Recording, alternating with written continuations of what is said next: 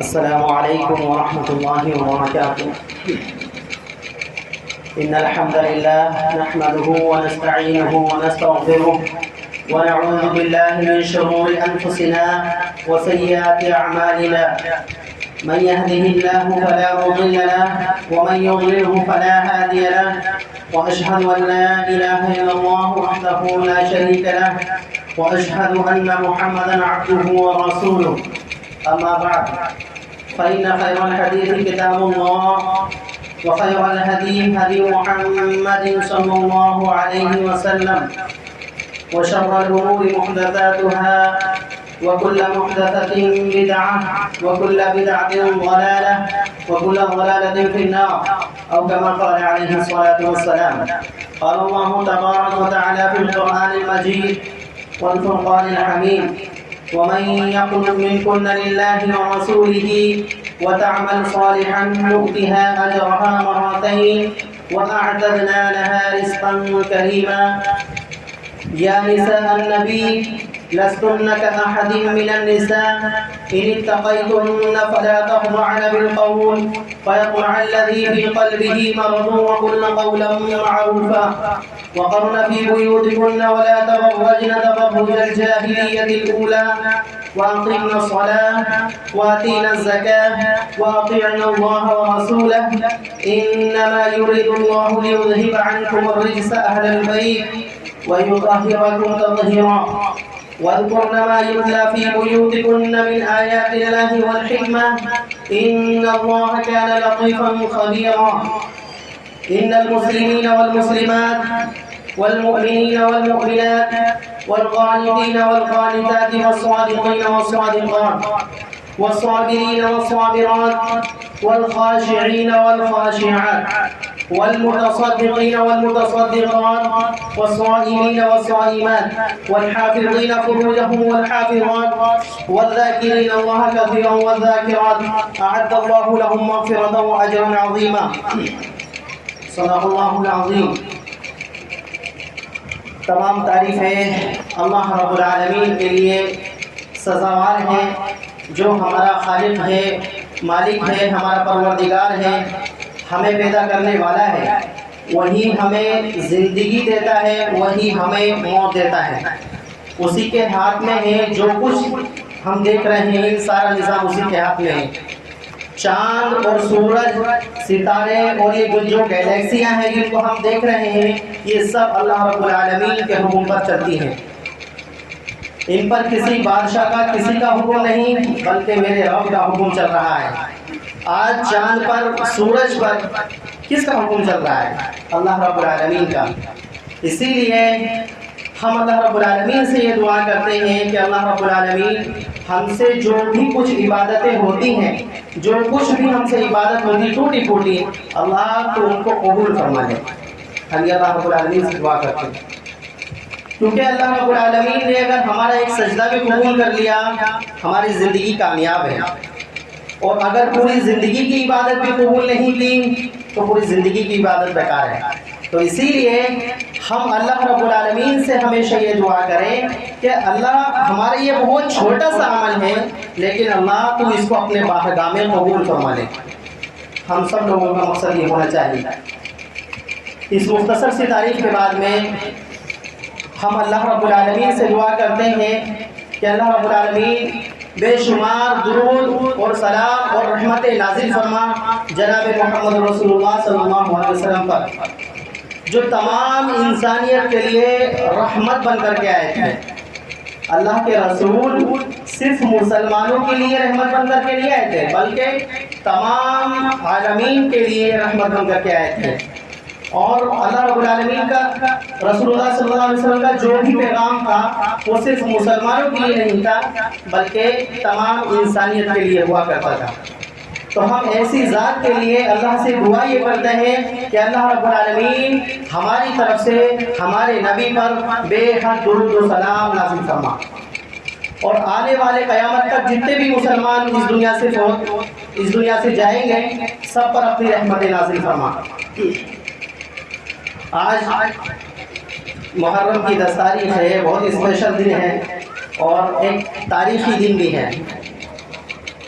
ایک ایسا تاریخی دن ہے، میں سمجھتا ہوں پوری دنیا کا ایک عالمی دن ہے یہ 10 تاریخ، محرم کی 10 تاریخ۔ اس میں بہت بڑے واقعات پیش آئے ہیں مسلمانوں کے ساتھ میں، اور بہت بڑے ظلم ہوئے ہیں اس 10 تاریخ میں، اور بعض روایتوں میں آتا ہے کہ یہی محرم کی 10 تاریخ ہوگی جس میں قیامت نازل ہوگی۔ تو یہ جو تاریخ ہے نا محرم کی 10 تاریخ، یہ بہت ایک ایتہاسک دن ہے آج کا۔ آج ہی کا دن تھا کہ فرعون جیسے ظالم سے اللہ رب العالمین نے بنی اسرائیل کی حفاظت کی تھی، اور بنی اسرائیل کو آزادی ملی تھی۔ محرم کی ہی 10 تاریخ تھی جب فرعون سے بنی اسرائیل آزاد ہوئے تھے، کیونکہ فرعون جو تھا وہ ایک بہت بڑا ظالم تھا۔ تو شروعات تو اسی سے ہوتی ہے اس 10 تاریخ کی۔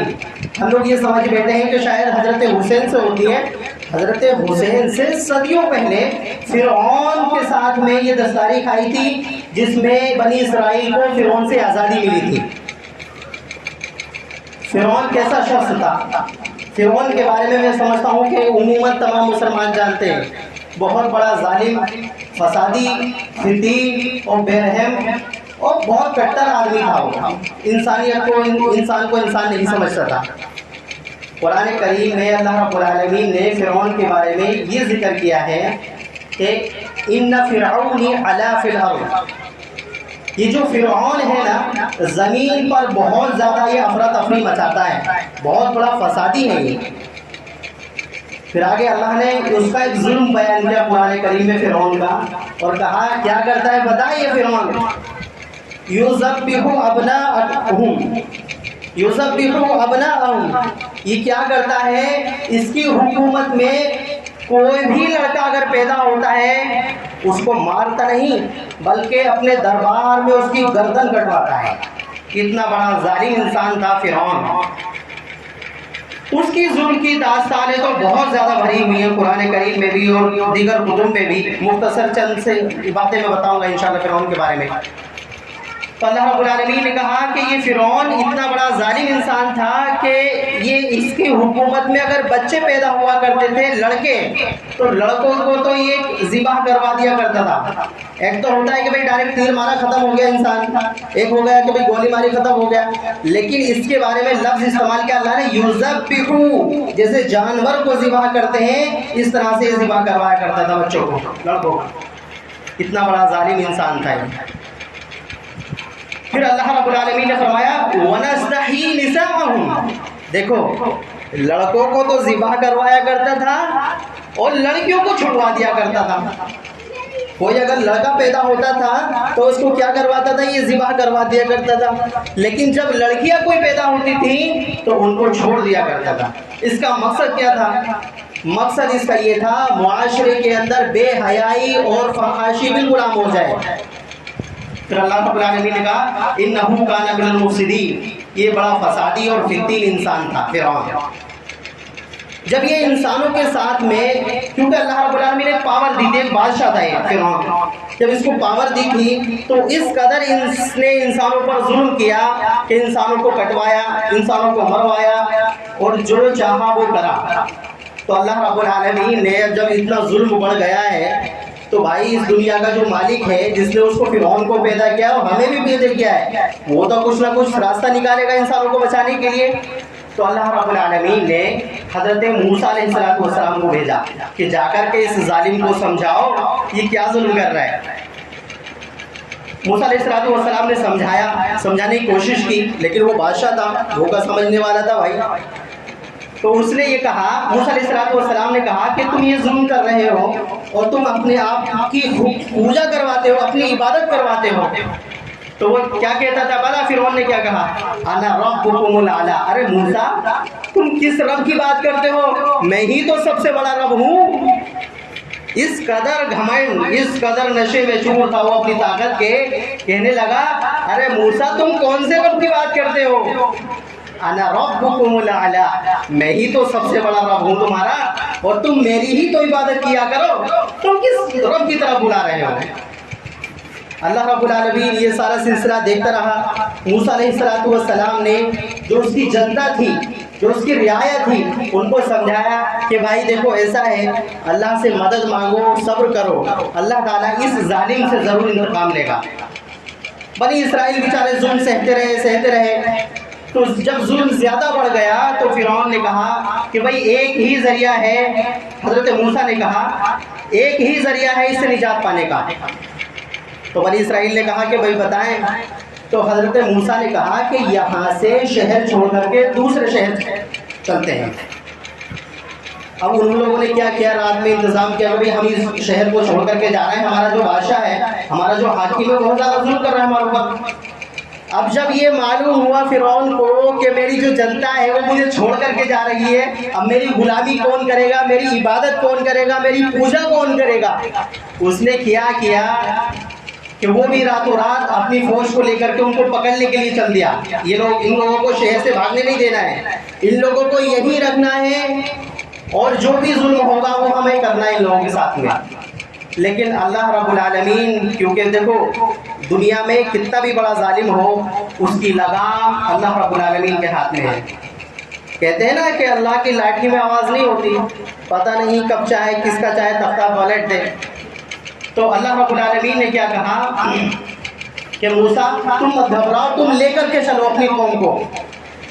تو جب حضرت موسیٰ علیہ السلام ایک دریا کے سمندر کے پاس پہنچے، تو سمندر جس کو ہم اپنی زبان میں آج کہتے ہیں دریائے نیل، وہاں پر جب پہنچے تو حضرت موسیٰ کہتے ہیں اللہ یہ تو سمندر ہے، ہم سے پار بھی نہیں ہوگا، یہ سب لوگ ہیں، بچے بھی ہیں ہمارے ساتھ میں، عورتیں بھی ہیں، بوڑھے بھی ہیں، جوان بھی ہیں، سبھی ہیں، ان لوگوں سے تو سمندر پار ہوگا نہیں۔ تو اللہ نے کہا موسیٰ گھبرا کیوں رہے ہو، تمہارے ہاتھ میں جو چھڑی ہے نا، یہ اس کو سمندر پہ مارو، دیکھو ہم انشاءاللہ اس پہ راستے بنائیں گے۔ تو موسیٰ علیہ السلام کے ہاتھ میں جو چھڑی تھی اس کو سمندر پر مارا، اور اللہ رب العالمین کے حکم سے سمندر کے اندر راستے بن گئے، جس سے کہ وہ لوگ آسانی سے اس کو کراس کر سکے، اس کو پار کر سکے سمندر کو۔ اب وہ لوگ پار ہو رہے تھے اور فرعون کی قوم، فرعون کا جو لشکر تھا وہ پیچھے سے آ رہا تھا۔ جب پیچھے سے آ رہا تھا اس نے سوچا بھائی راستے بنے ہوئے، ہم بھی ایسے گزر جائیں گے جیسے یہ لوگ گزر گئے، ارے اللہ کے بندے، ان کے لیے تو اسپیشل اللہ کا حکم تھا بھائی، ان کے لیے تو اللہ کا اسپیشل حکم تھا کہ سمندر میں بھی راستے بنا دیے اللہ نے، لیکن ظالم تیرے لیے تھوڑی ہے راستے۔ جب وہ اندر گھسا، سمندر کے والے راستوں میں گھسا، تو اللہ رب العالمین نے دریائے نیل کو حکم دیا کہ اس کو پانی مل جاؤ اور راستے جو ہیں یہ سب ختم ہو جائیں۔ تو قرآن نے بیان کیا حتی اذا ادرکہ الغرق، جب وہ سمندر کے اندر گیا تو اس کی فوج اور وہ جو ظالم بنا بیٹھا تھا خدا، اللہ رب العالمین نے سب کو غرق کر دیا۔ اب جب وہ غرق ہو رہا ہے، دیکھ رہا ہے کہ میں کچھ نہیں کر پا رہا ہوں، تو کیا کہہ رہا ہے پتہ ہے؟ کہہ رہا ہے آمنت لا الہ الا الذی آمنت بہ بنو اسرائیل وانا من المسلمین۔ غرق ہو رہا ہے نا، ڈوب رہا ہے، تو اب کیا کہہ رہا ہے وہ؟ مجھ سے بہت بڑی غلطی ہو گئی، اب میں ایمان لایا موسیٰ کے رب پر اور بنو اسرائیل کے رب پر۔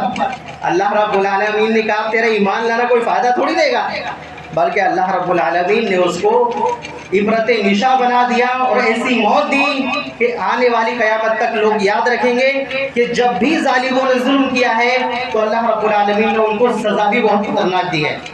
کوئی ظالم کی جو ظلم ہوتا ہے زیادہ دنوں تک ٹکتا نہیں ہے، اللہ رب العالمین ایک نہ ایک دن ضرور اس کو سزا دیتا ہے انشاءاللہ، وہ سب لوگوں کے سامنے دیتا ہے۔ تو جیسے ہی وہ غرق ہوا تو جو بنی اسرائیل کے لوگ تھے، حضرت موسیٰ علیہ السلام کی قوم کے جو لوگ تھے، وہ آزاد ہو گئے۔ بھائی ان کا جب ظالم بادشاہ مر گیا تو آزاد ہو گئے نا، وہ ان کو آزادی مل گئی۔ اب اس آزادی کی خوشی میں ان لوگوں نے کیا کیا؟ آج محرم کی 10 تاریخ ہے، اسی 10 تاریخ کا سب لوگوں نے آزادی کی خوشی میں اللہ رب العالمین کو راضی کرنے کے لیے روزہ رکھا۔ کیا کرا؟ 10 تاریخ کا حضرت موسیٰ علیہ السلام کی قوم نے کیا رکھا؟ روزہ رکھا۔ کس وجہ سے رکھا؟ کہ فرعون جیسے ظالم سے ان کو نجات آزادی مل گئی تھی، لیکن آج ہم جو ہے نا، ہم فرعون سے بھی بڑھ گئے ہیں۔ آج دیکھو بجائے روزہ رکھنے کے ہم دیکھو، ایک زمانے سے الحمدللہ ہم کہتے تھے، سمجھاتے تھے، سمجھ نہیں آتا تھا۔ اب حکومت نے جب ڈنڈے کے زور پر کہا نا کہ بند کرنے تمہیں محرم، تو اب کر رہے ہیں بھائی، اب تو کر رہے ہیں نا۔ اب کس نے اڑایا محرم؟ کسی نے نہیں۔ ایک زمانے سے جب ہم کہتے آ رہے تھے یہ دین میں نہیں ہے، یہ دین کا حصہ نہیں ہے، یہ سب خرافاتیں ہیں، شیعوں کی خرافاتیں ہیں، مسلمانوں ان سے دور رہو۔ کہ یار تم تو وہابی ہو، تم نئی نئی باتیں لاتے ہو۔ اب کیوں بھائی؟ مودی کیا وہابی ہے؟ سوچنے والی بات ہے۔ خیر، اب تو فی الحال الحمدللہ اب لوگ مان گئے، اب بالکل بھی خرافات نہیں کر رہے۔ تو آج کا دن کھانے کھلانے کا دن نہیں ہے، بلکہ آج کا دن روزہ رکھنے کا دن ہے۔ آج کا دن کیا ہے بھائی؟ روزہ رکھنے کا دن ہے۔ اللہ کے نبی صلی اللہ علیہ وسلم نے ارشاد فرمایا، مسلم شریف کی حدیث ہے، اَيُّكَفِّرُ السَّنَةَ الْمَاضِيَةَ، جس شخص نے محرم کی 10 تاریخ میں روزہ رکھا تو میں اللہ سے امید کرتا ہوں کہ انشاءاللہ اس کے 1 سال پچھلے گناہ اللہ معاف کر دے گا۔ آج کے روزہ رکھنے سے کیا فائدہ ہے بھائی؟ اللہ رب العالمین 1 سال کے پچھلے گناہ معاف کر دیتا ہے۔ تو آج ہم لوگوں کو کیا چاہیے تھا کہ ہم سب لوگ روزہ رکھتے۔ اللہ کے رسول صلی اللہ علیہ وسلم جب محرم کی 10 تاریخ کو ہجرت کر کے مدینہ گئے، وہاں دیکھا لوگ روزہ رکھے ہوئے ہیں، تو اللہ کے رسول نے پوچھا کہ بھئی تم لوگ روزہ کیوں رکھ رہے ہو؟ تو انہوں نے کہا کہ ہم اس لیے روزہ رکھتے ہیں کہ آج کے دن فرعون سے ہماری قوم آزاد ہوئی تھی، اپنی آزادی کی خوشی میں ہم لوگ روزہ رکھ رہے ہیں۔ تو اللہ کے رسول نے کہا بھائی موسیٰ علیہ السلام کو تو ہم بھی مانتے ہیں، یہودی بھی مانتے ہیں۔ تو اللہ کے رسول نے کہا کہ ہم تو تم سے زیادہ حقدار ہیں اس چیز کے کہ ہم روزہ رکھیں، کیونکہ موسیٰ علیہ السلام کو تم سے پہلے تو ہم ہی مانتے ہیں، بھائی مسلمان تو ان سے پہلے مانتے ہیں۔ تو اللہ کے رسول نے کہا کہ انشاءاللہ اگر آئندہ سال میں زندہ رہا تو 9 اور 10 دونوں دن کا روزہ رکھوں گا۔ لیکن صحابہ کرام کہتے ہیں کہ اللہ کے رسول پھر آخری سال زندہ نہیں رہے، اس سے پہلے وہ گزر گئے۔ لیکن رسول اللہ صلی اللہ علیہ وسلم نے ہمیں یہ تعلیم دے دی ہے کہ اگر کسی انسان کے اندر طاقت ہے اور ہمت ہے اور اگر رکھنا چاہتا ہے تو 2 تاریخ کا یعنی 9 اور 10 کا روزہ رکھے۔ یہ ثواب کا کام ہے، بلکہ 1 سال پچھلے گناہ معاف کر دیتا ہے اللہ رب العالمین۔ اور اگر 2 نہیں رکھ پاتا ہے تو کم سے کم محرم کی 10 تاریخ کا 1 روزہ ضرور رکھے۔ تو یہ تو ہوئی محرم کی 10 تاریخ کی بات۔ اب اس میں ایک بہت بڑا واقعہ پیش آیا مسلمانوں کے ساتھ میں. ایک تو یہ ہوئی کہ فرعون سے آزادی ملی یہودیوں کو 10 تاریخ کو، محرم کی 10 تاریخ کو. دوسرا ایک بہت بڑا واقعہ یہ پیش آیا کہ حضرت حسین رضی اللہ عنہ کا جو قتل ہوا، جو شہید کیے گئے، وہ محرم کی 10 تاریخ کو ہی شہید کیے گئے تھے. حضرت حسین رضی اللہ عنہ نے، ایک صحابی ہیں یعلا، ابو یعلا رضی اللہ عنہ، وہ کہتے ہیں کہ میں اللہ کے رسول صلی اللہ علیہ وسلم کے ساتھ میں ایک مرتبہ دعوت کے لیے جا رہا تھا. اللہ کے رسول کے ساتھ میں دعوت کے لیے جا رہا تھا، تو اللہ کے رسول راستے میں رک کر کے لوگوں سے بات کرنے لگے. اب میں نے دیکھا کہ ہمارے ساتھ میں حضرت حسین بھی ہیں، چھوٹے سے بچے تھے اس ٹائم پہ وہ. تو وہ کہتے، صحابی کہتے ہیں کہ جب اللہ کے رسول لوگوں سے باتیں کر چکے، اب دیکھو ہم لوگوں میں بھی عادت ہوتی ہے، اگر ہم کوئی بڑا آدمی بچوں کو ساتھ میں لے کر جائے کہیں، اور جب ہم کسی سے مشغول ہو جاتے ہیں تو بچے کھیلنے لگتے ہیں. ہم اگر کسی سے بات کرنے لگتے ہیں تو جتنی دیر ہم بات کریں گے اتنی دیر بچے کھیلنے میں لگ جائیں گے. تو حضرت حسین بھی کھیلنے میں لگ گئے. اب جب اللہ کے رسول فارغ ہوئے بات کر کے ان لوگوں سے، تو حضرت حسین کو بلایا. اب بچوں والی عادت ہے، تو حضرت حسین کبھی ادھر بھاگ رہے ہیں، کبھی ادھر بھاگ رہے ہیں، اور اللہ کے رسول ان کے پیچھے پیچھے. ایک ہنسی مذاق والا معاملہ، کیونکہ رسول اللہ ان کے نانا تھے اور وہ رسول اللہ کے نواسے تھے. بہت گہرا رشتہ تھا، بہت محبت والا رشتہ تھا. تو اللہ کے رسول ان کو پکڑتے رہے، وہ کبھی ادھر جا رہے کبھی ادھر. بچوں کی ہوتی ہے اس طرح کی شرارتیں، تو وہ کبھی ادھر جاتے ہیں کبھی ادھر جاتے ہیں. اللہ کے رسول نے آخر میں ان کو پکڑ لیا، اور پکڑنے کے بعد میں کیا کیا، حدیث میں آتا ہے اللہ کے رسول نے ان کو گود میں لیا اور ان کو چوما، ان کو پیار کیا، محبت میں ان کا بوسہ لیا. تو یہ حسین کوئی معمولی چیز نہیں ہے. حسین وہ ہیں جن کو میرے پیارے نبی صلی اللہ علیہ وسلم بھی چومتے تھے. آج ہم کس کو چومتے ہیں؟ جو ہمارے نزدیک پوتر چیز ہوتی ہے. مثال کے طور پر ہم لوگ قرآن کو چنتے ہیں، ہم تو نہیں چنتے لیکن کچھ لوگ چنتے ہیں. تو کیوں چنتے ہیں؟ کیونکہ ہمارے نزدیک قرآن ایک معتبر، بہت اچھی، عمدہ، ایک پاک پوتر کتاب ہے، اللہ رب العالمین کی کتاب ہے، اس لیے ہم چنتے نا. لیکن پیارے حسین کو رسول اللہ نے چوما ہے. یہ پیارے حسین وہ ہیں حسین. تو اللہ کے رسول نے پھر اس کے بعد میں فرمایا، لوگوں سے مخاطب ہو کر کے فرمایا، ہماری حنات من الدنیا، بخاری کی حدیث ہے، یہ حسن اور حسین، یہ جو بچے ہیں میرے دو نواسے، یہ دنیا میں میرے پھول ہیں. اللہ کے رسول نے کیا فرمایا؟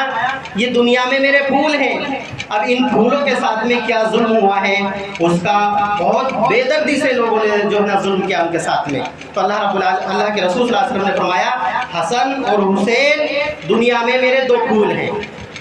اس کے بعد میں اللہ کے رسول صلی اللہ علیہ وسلم نے ایک موقع پر، اور ایک صحابی کہتے ہیں کہ میں رات کے وقت اللہ کے رسول کے گھر پر گیا.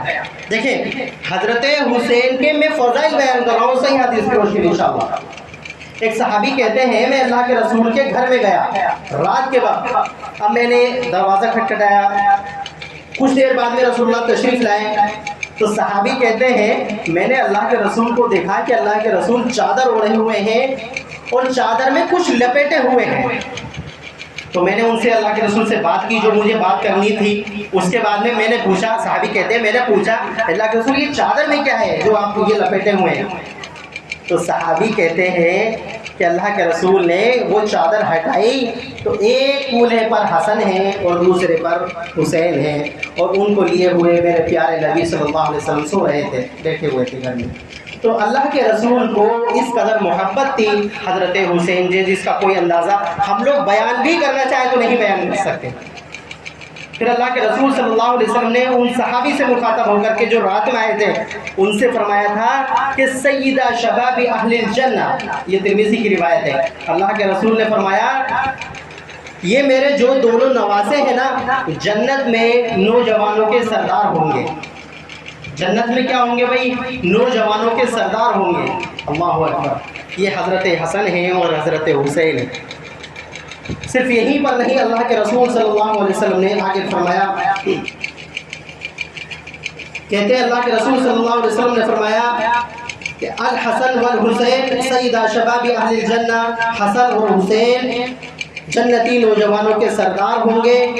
اور حضرت فاطمہ ان کی جو ماں ہیں، ان بچوں کی جو ماں ہیں، یہ عورتوں کی سردار ہوں گی جنت میں۔ اللہ اکبر۔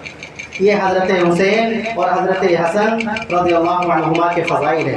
لیکن افسوس کی بات یہ ہے کہ آج دنیا میں جہاں پہ بھی تم نے ڈھنڈورا پیٹتا ہوا دیکھا ہوگا نا شیعوں کو، یہ جو بھی لوگ ہیں، یا حسین یا حسین یا حسین۔ ارے بھائی اللہ کے بندو، حضرت حسین چھوٹے تھے، ان سے بڑے بھائی ان کے حضرت حسن تھے، ان کو کیوں بھول جاتے ہو؟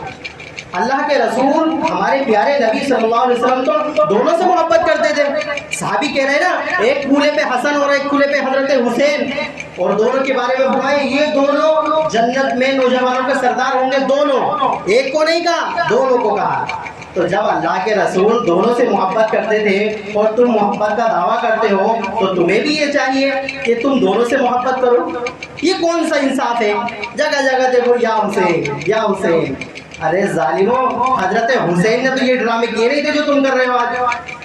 ایک بھی کسی بھی دنیا کی تاریخ میں کسی بھی کتاب میں کہیں کچھ بھی موجود نہیں ہے کہ حضرت حسین نے اس طرح کی نعوذ باللہ حرکتیں کی ہوں جس طرح سے آج حسینی لوگ کرتے ہیں۔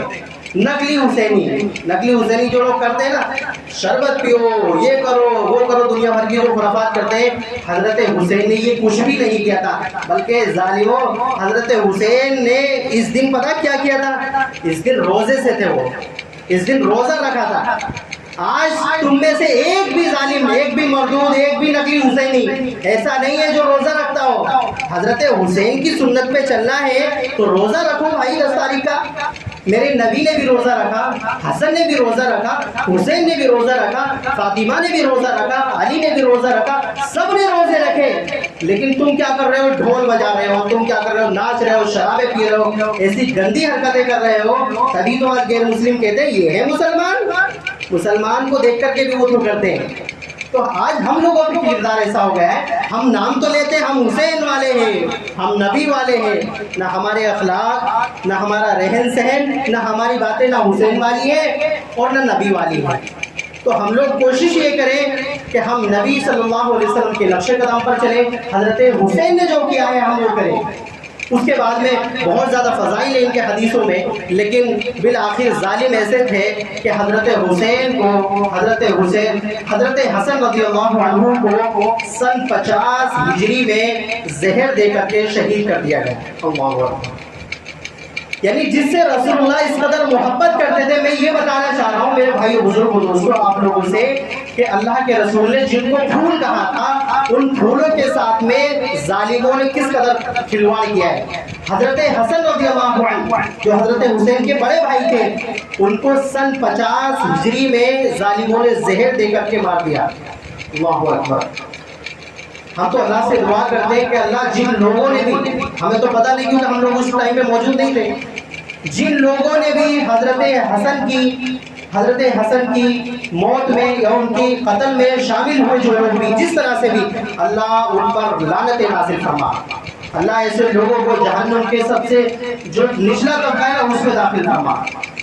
تو حضرت حسین کو بیچاروں کو، جس کو رسول اللہ یہ کہتے تھے میں ان سے بہت زیادہ محبت کرتا ہوں، سن 50 ہجری کے اندر زہر دے کر کے ختم کر دیا۔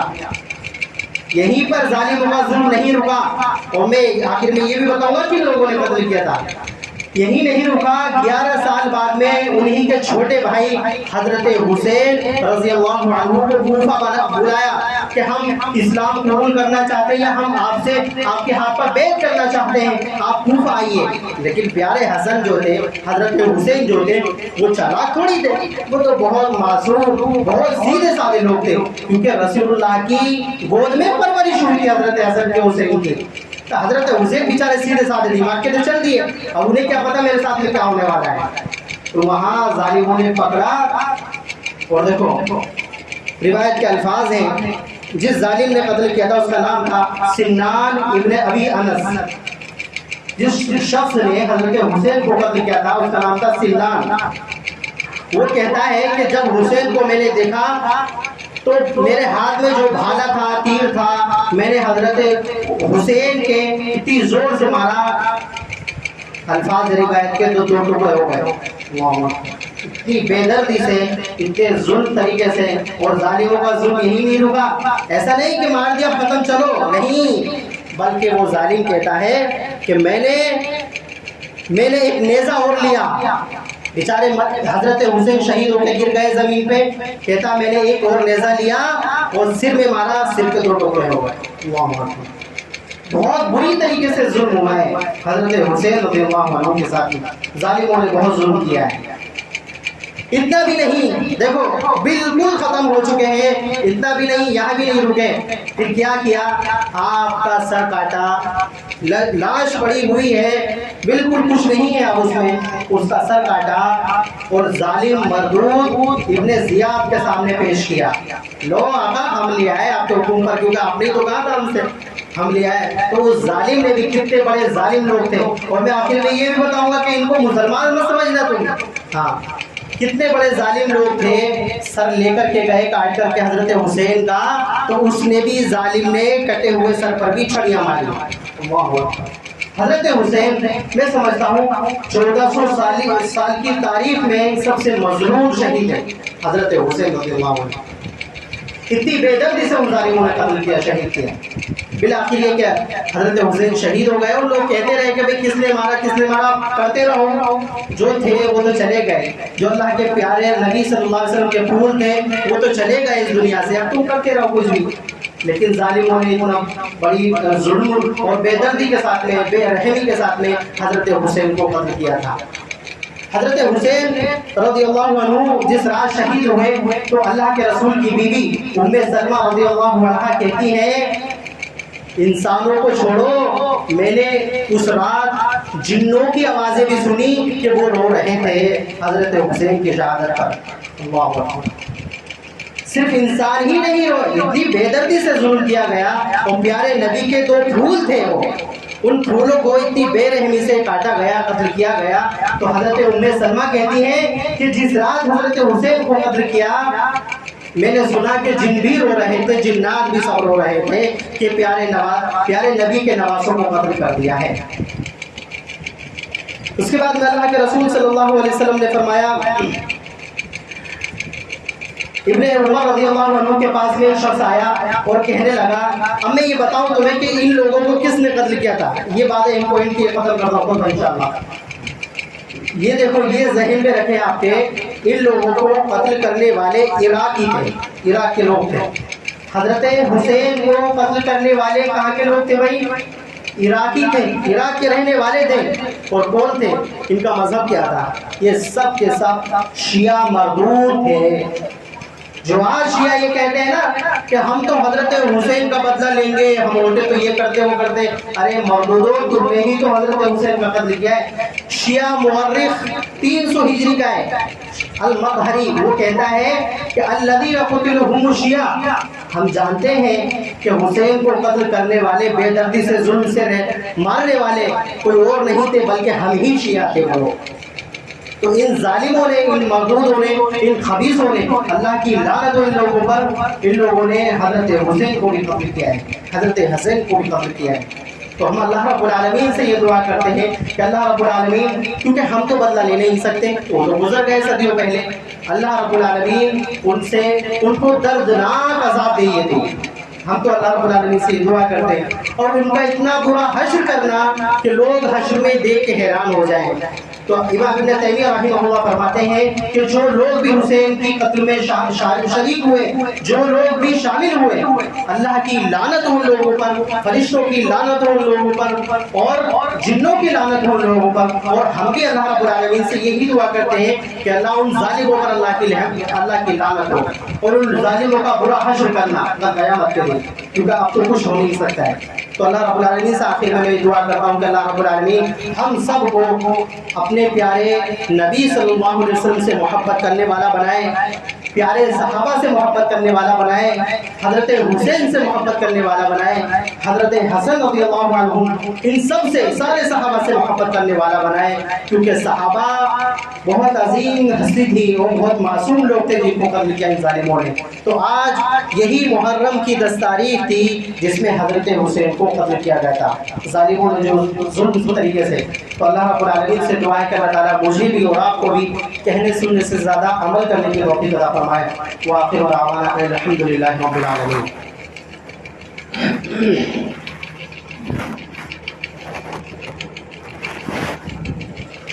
إن الحمد لله نحمده ونستعينه ونستغفره ونعوذ بالله من شرور أنفسنا وسيئات أعمالنا. من يهده الله فلا مضل له ومن يضلله فلا هادي له.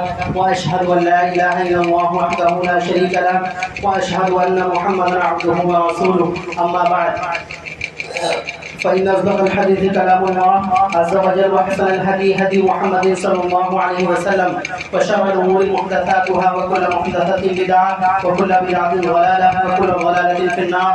وكما قال عليه الصلاة والسلام اللهم اهدنا فيمن هديت وعافنا فيمن عافيت وتولنا فيمن توليت وبارك لنا فيما أعطيت وقنا شر ما قضيت فإنك تقضي ولا يقضى عليك إنه لا يذل من واليت ولا يعز من عاديت تبارك ربنا وتعاليت. سبحان ربنا رب العزة عما يصفون وسلام على المرسلين وآخر دعوانا الحمد لله رب العالمين.